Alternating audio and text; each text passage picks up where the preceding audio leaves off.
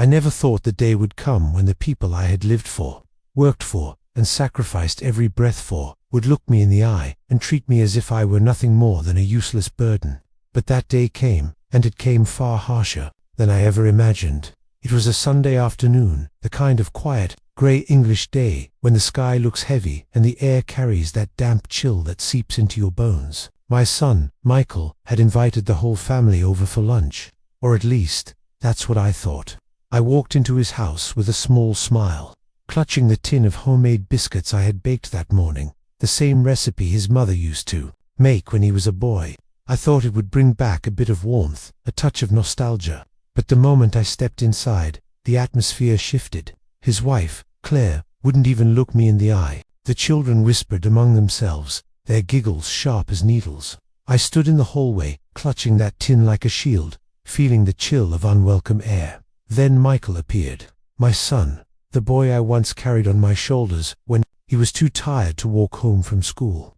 The boy I stayed up with when he had nightmares, whispering stories until his tears dried. That boy, now a grown man, stood before me with a coldness I could barely recognize. He cleared his throat and said words that shattered me into pieces. "Dad, you won't be joining us today. Claire doesn't want you around. She says you bring nothing but tension to the house." For a moment, I thought I had misheard. My ears, old and tired, must have betrayed me. Surely, I thought, my son couldn't be saying that. But his eye, resolute, told me it was true.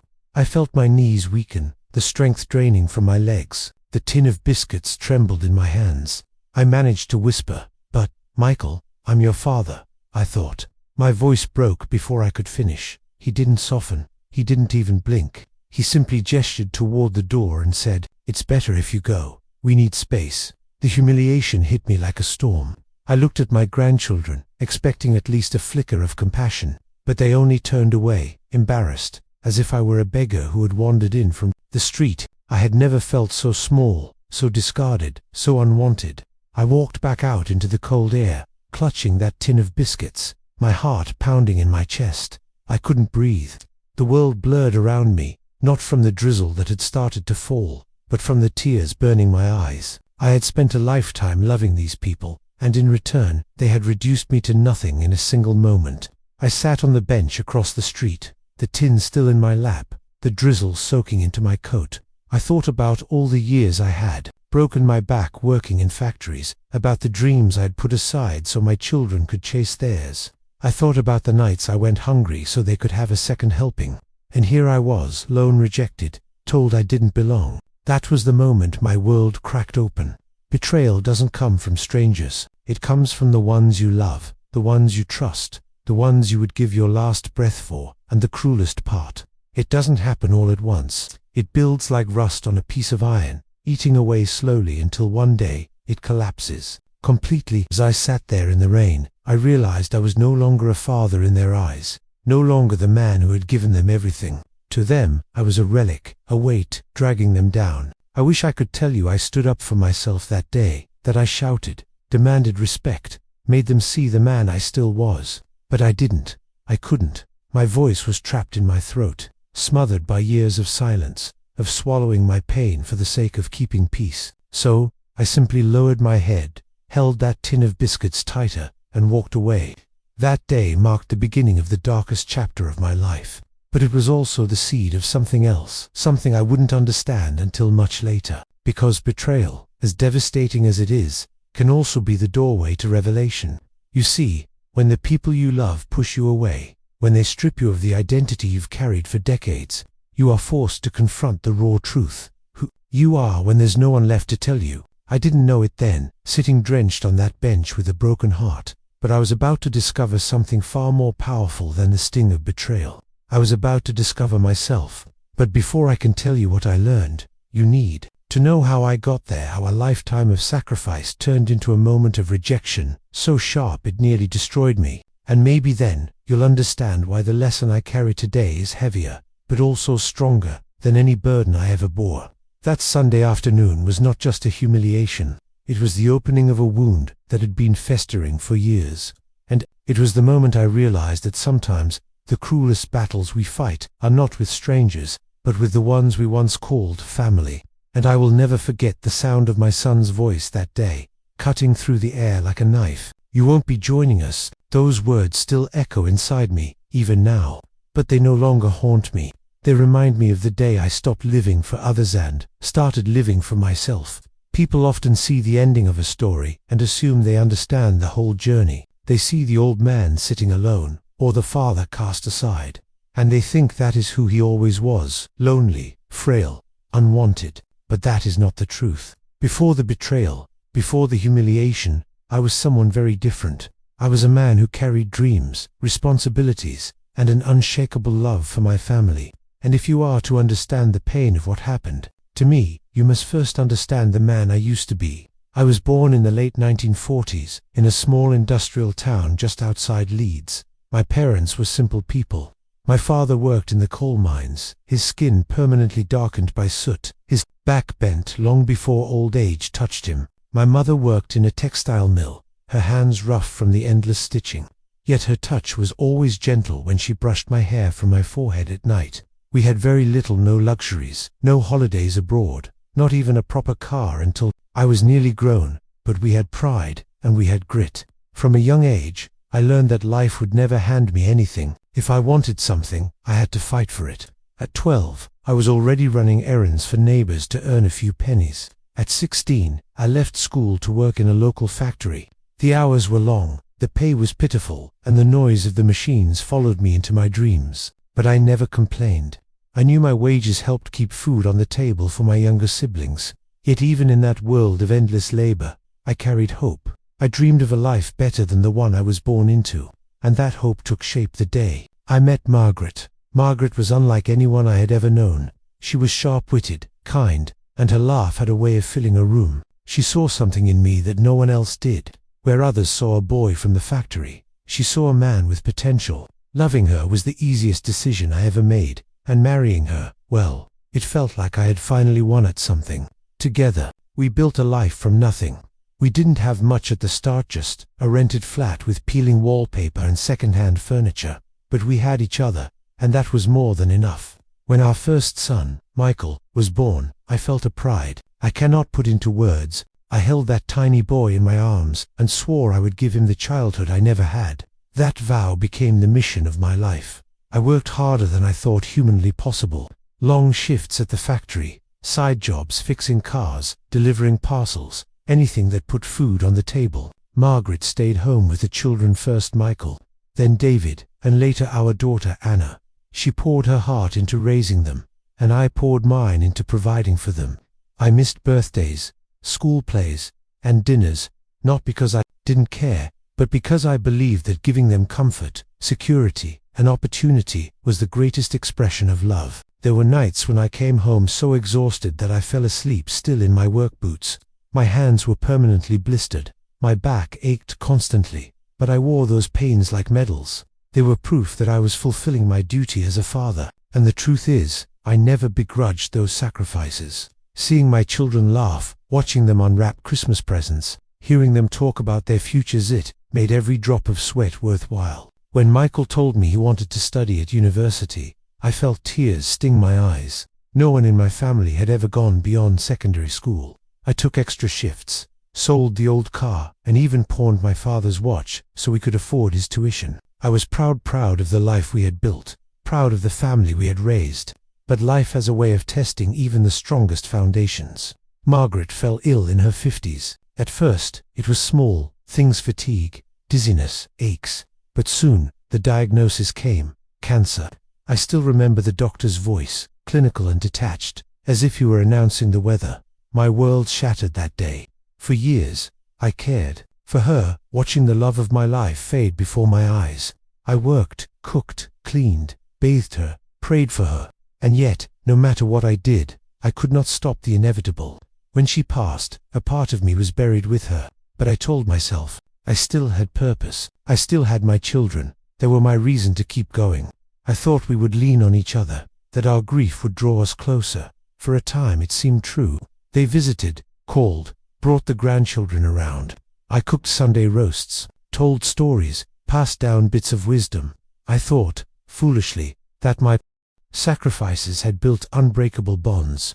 But slowly, things began to change. The visits became less frequent, the phone calls shorter. I became more of an obligation than a desire. And though I noticed the distance growing, I ignored it. I told myself they were busy, that it was normal. I excused their absence, clinging to the belief that family always sticks together. You see, that's who I was. A man who gave everything, his time, his health, his love, believing that it would be enough to earn loyalty in return. I wasn't perfect, no. I had my temper at times, I made mistakes, I worked so much that I missed moments I can never reclaim. But everything I did was with love, with the intention of building a better life for those I cherished most. So, when the betrayal finally came, the cold words, the rejection, the dismissal of all I had done, it wasn't just the sting of that single moment. It was the destruction of a lifetime of sacrifice. And yet, looking back now, I realized something. I needed to remember the man I was before the betrayal in order to understand the lesson that came after. Because betrayal only cuts as deep as the love that preceded it. I was a boy from a poor family who rose through grit and work. I was a husband who loved one woman until her last breath. I was a father who gave everything he had for his children's futures. That was the man I was. And that is why, when the rejection finally came, it didn't just bruise me, it broke me. But here's the truth, I only came to learn later. Even broken men can find strength again. When betrayal finally crashes into your life, it never comes like a thunderclap out of nowhere. No, it creeps in, silent at first, subtle, almost unnoticeable. And because it comes from the people you love most, you convince yourself that what you see and feel is not real. You excuse it, you justify it, you swallow the hurt because you cannot imagine your own family turning against you. That's how it was with me. Long before that Sunday when Michael told me I was not welcome, the cracks had already begun to show. At first, it was little things, a missed phone call, a family gathering I learned about only after it had happened, birthdays where my card and gift were acknowledged with a polite nod, but never the genuine gratitude I once knew. I told myself they were busy. That's what life is like nowadays, everyone rushing, everyone distracted. But then the tone began to change. Claire, my daughter-in-law, had always been polite to me when Margaret was alive. After my wife passed, however, the politeness shifted into something sharper, colder. She started making comments that stung, more than they should have. Maybe Dad should eat smaller portions. It's expensive keeping up with his appetite. Or he always repeats the same stories. Don't you think it's a bit much for the kids? The first time she said such things, I laughed them off. I told myself she was joking, just being playful. But there was no playfulness in her eyes, only irritation, disdain. Soon, I noticed Michael picking up the same tone. My son, the boy who once ran into my arms every time I came home from work, now sighed heavily whenever I asked a question. He rolled his eyes if I didn't understand some new bit of technology. He spoke to me as though I were a child, as though I was slow, incompetent. And the grandchildren, well, they learned from their parents. Where they once climbed onto my lap to hear stories, now they groaned if I offered one. They whispered about me, giggling when they thought I couldn't hear. One of them, Thomas, even asked, "Why do we have to visit Granddad? He's boring." Those words pierced me deeper than I can describe. I had once believed I was the very foundation of my family, the provider, the protector, the storyteller, the anchor. But as the years passed, I became a shadow in their eyes, something outdated, unnecessary.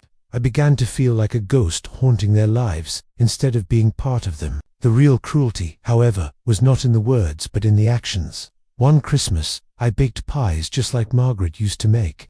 I wrapped small gifts for each of the grandchildren, nothing extravagant, just books, puzzles, and knitted scarves. I had spent weeks making. I carried everything to Michael's house, eager to see their faces light up. But when I arrived, I discovered they had already eaten dinner. The table was cleared. The laughter had already happened. They had simply forgotten to invite me. Michael shrugged it off. "Oh, Dad, we thought you'd be too tired. Claire said it might be better this way." Better for whom? Certainly not for me. That night, I went home and ate my pie alone. The scarf I had knitted for Anna still sitting in its paper wrapping beside me, and yet I didn't confront them. I couldn't. I told myself it was just a mistake. I didn't want to start conflict. I thought that if I stayed quiet, if I kept giving, they would see my love and it would be enough. But love, I discovered, is not always reciprocated. The financial comments started next. Michael once asked, casually over tea, how much savings I had left. When I hesitated, he frowned. "You don't want to become a burden, do you, Dad?" A burden, that word hung in the air like a curse. I had sacrificed everything for my children, worked myself to the bone, denied myself comforts, even pawned my father's watch to send Michael to university, and now, in my old age, I was nothing more than a burden. The shame of it lodged deep in my chest. From then on, every conversation seemed to circle around money. Claire complained about the cost of groceries when I came for Sunday lunch. Michael hinted that perhaps I should sell the house and downsize, which I suspected was his polite way of saying he wanted the money. I began to eat less at their table, to avoid their sighs and glances. I stopped offering stories, stopped bringing gifts, stopped knitting scarves. Every gesture of love felt like another invitation for rejection. And still, the humiliation grew. One summer, Michael and Claire planned a family holiday abroad. I learned about it only when I overheard the children talking. When I asked, Michael gave me that same dismissive look and said, "Dad, it's not really a trip for you. Too much walking, too much hassle, too much hassle." I had become a logistical inconvenience, nothing more. I cannot describe the loneliness of those years. To sit in the same room with your family yet feel invisible. To watch them laugh, connect, make memories all, while you sit silently in the corner. Your very presence an unwanted weight. It is a grief unlike any other, because the people you mourn are still alive. And yet, despite the constant slights, I clung to hope. I told myself, they're stressed, they're young, they don't understand now, but one day they will. I thought if I endured long enough, they would come back to me, but endurance has its limits. The crescendo of conflict built slowly, year after year, until it became undeniable. The looks of irritation, the mocking laughter, the exclusion from dinners, trips, and celebrations. The constant reminder that I was old, outdated, and in the way. Every cut was small on its own, but together they became 1,000 wounds. I had given everything to these people: my youth, my health, my love, and in return, I was met with contempt. The boy I once carried on my shoulders now carried only disdain for me. The daughter-in-law I welcomed into our family treated me as a nuisance. The grandchildren I adored saw me as a joke. This was the storm before the final strike. I didn't know it yet, but all those small humiliations were leading to the night that would break me completely. The night when Michael looked at me with eyes colder than the grave and said, "Find somewhere else to die." But before that breaking point came, there was this crescendo, the slow, unbearable transformation of love into rejection. And in many ways, this part hurt even more than the final betrayal. Because here, I still had hope. Here, I still believed it could change. Looking back, that was the cruelest part of all. There comes a moment in every story of betrayal when the pain can no longer be brushed aside. When the quiet slights and whispered insults grow into something undeniable, sharp, and final. For me, that moment came on a cold winter's night. The kind where the frost paints lace on the windows and the air feels heavy in your chest. I had endured years of small humiliations, but nothing could have prepared me for the cruelty that night held. It was just after Christmas, the season of warmth, of family, of togetherness, or so I thought. I had been invited, reluctantly I suppose, to Michael's house for dinner. I put on my best coat, the one Margaret used to love, brushed my hair back, and even polished my shoes. I wanted to look respectable, to show them that I still mattered. When I arrived, the house was lit brightly, laughter spilling out into the street before I even knocked. I smiled to myself, thinking perhaps this time would be different. Perhaps tonight they would remember that I was not just a tired old man, but their father, their grandfather, the man who had carried them through life. But the warmth ended at the door. Claire opened it, her smile tight and brittle. She stepped aside without a word, and I walked in to find the table already full. The children were seated, their plates piled high, their cheeks flushed from laughter. Michael sat at the head of the table, carving meat, but there was no chair for me. I stood there awkwardly, my breath caught in my throat. Finally, I asked, should I bring a chair in from the kitchen? Michael didn't look up from the carving. He simply said, "Dad, you can eat later. The kids need space. Eat later." As though I were a servant in their house. I felt the sting rise in my chest, but I swallowed it down. I didn't want to make a scene, so I sat quietly on the sofa, listening to the sound of forks scraping plates, the laughter I was no longer a part of. After dinner, when the plates were cleared and the children scattered to play, I tried to speak to Michael. I wanted to tell him I felt left out, that I missed him, that all I wanted was to be part of their lives. But before I could find the words, he cut me off. "Dad, you're making things harder than they need to be. Claire and I have talked, and, well, we think it would be best if he didn't come by so often. The kids don't enjoy it. It's uncomfortable for everyone." I froze. Uncomfortable. "Michael, I'm your father. This is my family too." He sighed, as though I were a stubborn child. "It's not the same anymore. You're just not easy to have around. We need our space. You should understand." The words sliced through me. My throat tightened. My hands shook. "So, what are you saying? That I'm not welcome here?" Michael looked me straight in the eye, his face hard, unflinching. And then he said the words that broke me. "You're nothing but a burden now. You'll sleep in the garage tonight, if you must stay at all." The room seemed to spin around me. The air drained from my lungs. I looked at my son, my boy, my flesh and blood, and I could not believe what I was hearing. For years, I had sacrificed everything to keep him safe, to build his future. And now he was pointing to the garage, as though I were no better than a stray dog. I glanced at Claire, hoping for some shred of compassion, but her face was set like stone. The children giggled in the hallway, unaware or perhaps uncaring of the devastation unfolding. I gathered my coat, my scarf, and the small tin of biscuits I had brought as a peace offering. My hands trembled so badly I nearly dropped it. I walked out the door into the freezing night, the sound of their laughter still echoing behind me. The garage was dark and smelled of damp. There was no bed, no warmth, just cold concrete and old boxes. I sat on the floor, pulled my coat around me, and for the first time in many years, I wept like a child. I wept for Margaret, who would have never allowed such cruelty. I wept for the boy Michael used to be, the boy who once clung to my hand crossing the road, who begged me for one more story at bedtime. I wept for the years I had lost, the sacrifices I had made, the love I had poured out that now lay shattered at my feet. And most of all, I wept for myself, for the man I had become, invisible, discarded, humiliated. That night, I didn't sleep. I sat shivering in the dark, listening to the muffled sound of my family inside the house, warm and comfortable, while I sat outside like refuse. My heart broke 1,000 times over, each beat a reminder of the betrayal I had endured. By morning, I was numb. My body ached from the cold, but my soul ached far worse. Michael didn't speak to me when he came to open the garage. He simply muttered, "It's better this way," and turned back inside. Better for whom? Certainly not for me. I walked home that day with slow, heavy steps, my heart carrying more weight than my body could bear.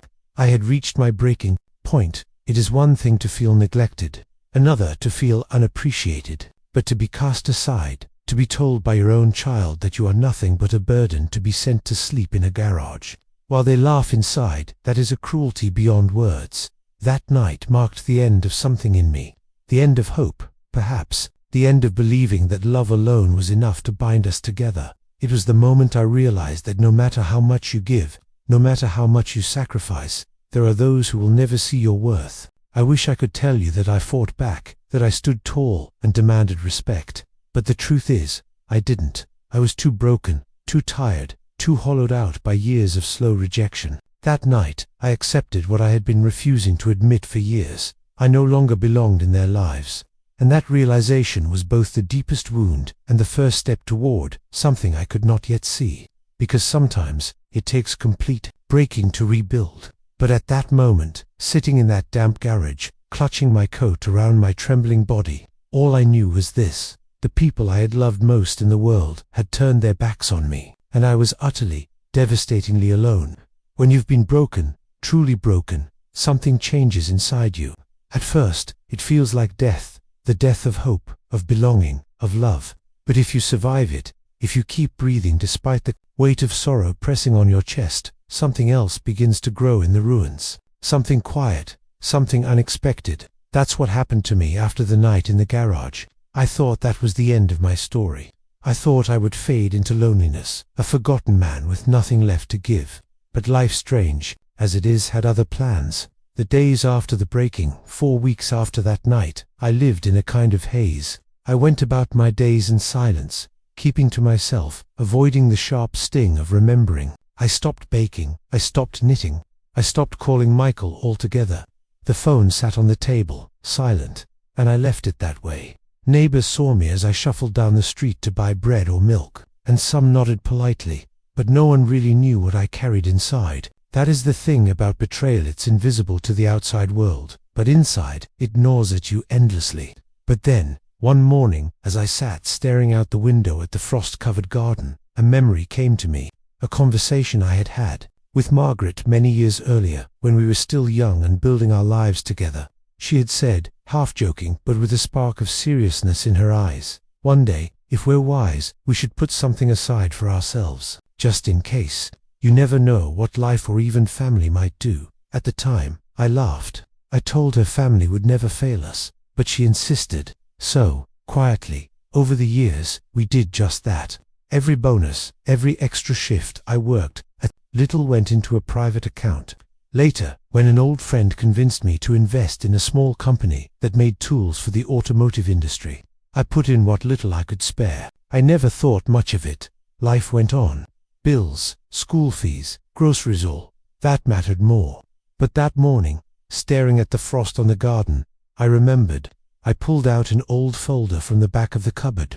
Dusty papers, yellowed with age, bank statements, investment records. I began to add up the numbers, my old hands shaking as I traced each line. And what I found shocked me. That small company, it hadn't just survived, it had thrived. It had merged, expanded, grown into something far bigger than I had realized. The shares I had bought decades earlier, for almost nothing, were now worth more money than I could have dreamed. I sat there for hours, blinking at the numbers, hardly able to breathe. It felt impossible. Meet a man who had been cast aside, who had been told he was a burden, who had eaten cold bread alone, was suddenly wealthy. Not just comfortable, not just secure, but wealthy enough to change everything. The choice in that moment, I faced a choice. I could tell Michael, I could hold this discovery up like a torch, demand his respect, force him to acknowledge my worth. I could dangle the money in front of him like a carrot and watch him squirm. But as I thought about it, a strange calm came over me. Why should I reward cruelty with riches? Why should I spend what remained of my life chasing the approval of people who had already decided I was worthless? No, the money would not go to them. It would go to something better, to someone who deserved it. For the first time in years, I felt free, an unexpected ally. Around this time, I began spending more afternoons at the local library. It was quiet, warm, and full of memories. Margaret and I had taken the children there when they were small. One day, I struck up a conversation with a young woman named Sarah, one of the librarians. She noticed I always sat alone and asked about my life. At first, I gave polite answers, but over time, I opened up. I told her about Margaret, about my work, about the family that no longer wanted me. She listened, truly listened in a way I hadn't experienced in years. There was no judgment, no sighing, impatience, no mocking laughter, just kindness. Eventually, I learned her story too. She was a single mother, struggling to raise her son after her husband had abandoned them. She worked long hours for little pay, yet she still managed to smile, still managed to bring light to the library every day. Her resilience reminded me of Margaret, and her little boy James reminded me of Michael when he was young, curious, eager, always asking questions. They began to feel like family in a way my own blood no longer did. One afternoon, as I watched James proudly show me a drawing he had made, it struck me, maybe family isn't about blood at all. Maybe it's about love, loyalty, and respect. Justice without revenge. The reawakening came slowly but surely. With the money I had discovered, I could have built bridges back to Michael, forced his hand, demanded he treat me better. But I chose differently. I paid off Sarah's debts. Quietly, anonymously, I set up a fund for James's education. I donated to the library, ensuring it would continue to thrive for years to come. And for myself, I fixed up my home, not extravagantly, but comfortably. I planted roses in the garden Margaret once tended. I bought books, music, and good food. I gave myself the dignity I had been denied for so long, all without a word to Michael. Because justice, I realized, does not always come in the form of confrontation. Sometimes, justice is living well when others expected you to crumble. Sometimes, the sweetest revenge is no revenge at all but peace. The day they found out, of course. Secrets rarely stay hidden forever. One day, through a neighbor, or perhaps the whispers of the town, Michael learned about the investments, the money, the donations. He came to my door, his face pale, his tone suddenly sweet in a way I hadn't heard in years. "Dad, why didn't you tell me? We could have helped you manage it. We're family, after all." Family. The word sounded bitter on his tongue. I looked at him for a long moment, and for the first time in years, I felt no anger, no sorrow, only clarity. I smiled gently and said, "Family, Michael, are the people who stand by you when you have nothing, not the ones who appear when you have everything." He had no reply. His mouth opened, then closed. He looked away, ashamed or perhaps just frustrated he would gain nothing. I closed the door softly, without malice, without regret. The true reversal, the reversal, true turning point, was not the money itself. It was the realization that I didn't need their approval anymore, that my worth was never tied to whether Michael valued me, whether Claire tolerated me, whether the grandchildren found me entertaining. My worth was mine alone. For decades, I had lived for others, sacrificing, giving, enduring. But now, at last, I was living for myself, and in choosing to give my love, my resources, and my time to those who truly cherished me, I found a peace I never thought possible. Sometimes, justice does not roar like thunder. Sometimes, it whispers quietly in the heart of a man who has been betrayed, and yet chooses not to betray himself. And that, I think, is the greatest victory of all. When people ask me now, who know even a small part of my story, how I managed to survive everything, I often pause before I answer, not because I don't know the words, but because survival is not something that comes from one moment, one decision, or one single act of strength. It is a slow, painful, almost invisible process. You survive betrayal one breath at a time, and after the storm clears, after the nights of weeping, after the bitter silence, after the last cruel word has been spoken, you are left with something raw but powerful. The truth about who you are, the truth about who really stands with you, the truth about what matters, and what never did. Letting go of the illusion. For much of my life, I believed in an illusion. I believed that blood was everything, that no matter how hard life became, my family would be my refuge, that they would protect me in my old age the way I had protected them in their youth. But that illusion shattered, and in its place, a new understanding grew, and that was more painful at first, but far more liberating in the end. Blood does not guarantee loyalty. Shared genes do not guarantee love, and sometimes, the ones you give the most to are the very ones who will turn their backs the quickest. It took me many years to admit this without bitterness. For a long time, the wound was too fresh, but as time passed, I came to see it differently. Perhaps expecting loyalty just because of blood was the mistake to begin with. Real love, real family, is proven in actions, not words. The new meaning of family. When Michael and Claire closed their doors to me, I thought I had lost everything. But in truth, I had only lost an illusion. What I gained instead was something far more valuable. Clarity that family can be chosen, that love can bloom in unexpected places, that sometimes strangers will treat you with more kindness than your own children.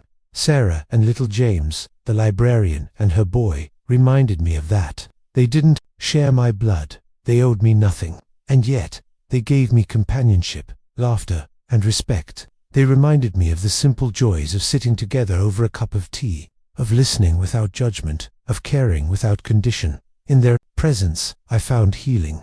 They didn't replace the family I had lost, but they gave me proof that love had not abandoned me completely. The weight of resentment. There was a time when I carried resentment like a stone in my chest. I replayed Michael's cruel words over and over. Find somewhere else to die. I remembered the coldness in his eyes, the mocking tone in Claire's voice. It poisoned me, night after night. But here is what I learned. Resentment is like drinking poison and waiting for someone else to suffer. It eats you from the inside, while the other person carries on with their life. Letting go of resentment was not easy. It did not happen overnight. But slowly, as I planted roses in Margaret's garden again, as I shared laughter with James at the library, as I wrote in my journals each evening, the stone began to lift. Forgiveness, I realized, was not for them. It was for me. I will never forget what they did. I will never excuse it, but I will not let it define the rest of my days. Finding peace in simplicity. You might think that wealth was what changed everything, that the investments I discovered gave me power, freedom, a new chance. And yes, in some ways, it did. But the real transformation was not financial. It was spiritual. Money paid the bills. Yes, it fixed the leaky roof, stocked my pantry, and secured James's future. But true peace came from far simpler things, from the quiet of an early morning, when the world is still asleep, and I can hear only the sound of my own breath, from the smell of roses blooming in spring, the ones I planted in memory of Margaret, from the laughter of a child who sees me not as a burden, but as a friend.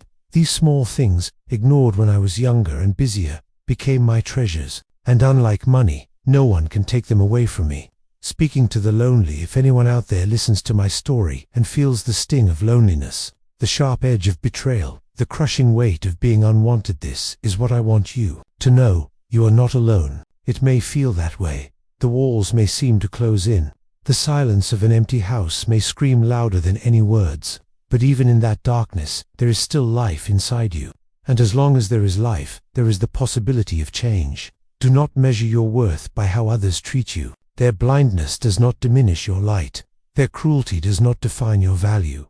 Family can fail you. Friends can leave you. But the dignity inside your ability to love, to give, to create, that belongs to you alone. Guard it. Nurture it. Do not let anyone steal it from you. The letter I never sent. Sometimes I imagine writing a letter to Michael, not one of anger, not one of begging, but one of truth. In it, I would tell him, I forgive you, though you never asked for it. I release you, though you never earned it. I will not chase your approval anymore, because my life is worth more than your silence. I gave you everything I had, and when you left me with nothing, I found something greater myself. I never send it. I don't need to. The act of writing it in my heart is enough. The legacy I choose. People often think of legacy as money, houses, land, or heirlooms, but I have come to see it differently. Legacy is not what you leave in someone's pocket. It's what you leave in their heart. I want my legacy to be kindness, to Sarah and James, to the library, to the strangers I meet in the market. I want people to remember me, not as the man who was betrayed, but as the man who rose from it with dignity. And perhaps, when James grows up and faces his own hardships, he will remember the old man who believed in him, and he will choose love over cruelty. That, to me, would be the greatest inheritance of all. Closing reflections. What I learned after everyone betrayed me is this: you can survive more than you think. Pain will shape you, but it does not have to define you. Blood may betray you, but love will always find its way back, even if through strangers. Forgiveness frees you, even if the other person never changes. Peace is not found in wealth, but in the quiet dignity of living true to yourself. I sit here now, an old man with scars both seen and unseen, and I realize something profound. Betrayal was not the end of my story. It was the beginning of a new one. A story not of loss, but of rediscovery, not of bitterness, but of freedom. And if you take anything from my words, let it be this: sometimes, the people you thought you needed the most are the very ones holding you back. Let them go. Step into the life that is waiting for you. Because even after everyone betrays you, life still has a way of whispering, you are not finished.